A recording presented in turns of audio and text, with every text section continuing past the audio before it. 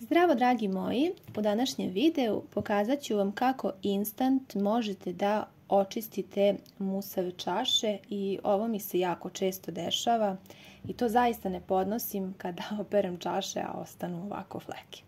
Sada ću da vam pokažem šta ja to radim i da instant očistim čaše da se sijaju.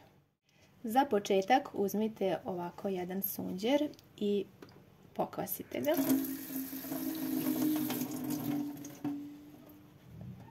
A sada uzmite i sipajte najpre deterdžent za pranje sudova, koji vi volite, koji koristite.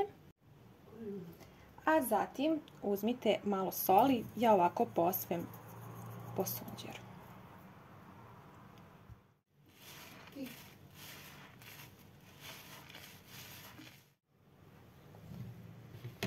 Sada uzimam čašu i dobro ću je obrisati. Tako možete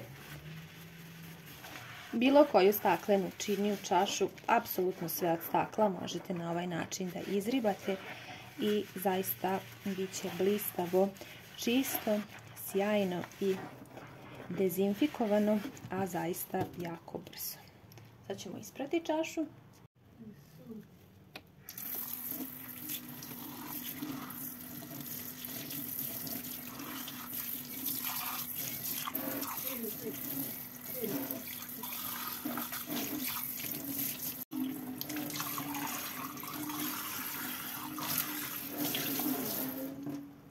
Ja namjerno nisam prekidala video kako biste mogli da vidite koliko je sada čaša sjajna i ovo možete, kažem, uraditi sa bilo kojim staklenim posuđem.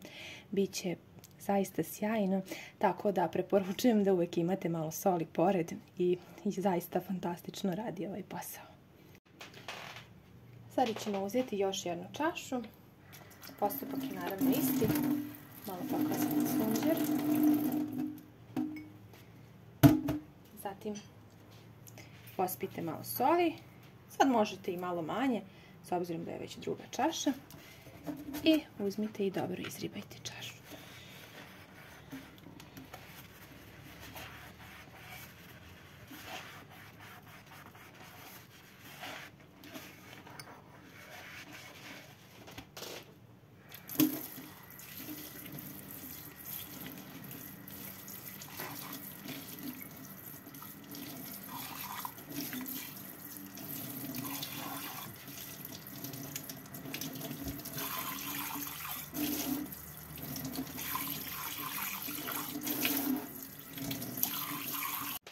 Kao što vidite, i druga čaša je blistavo čista, bez mnogo muke i truda možete ovo uraditi i vi.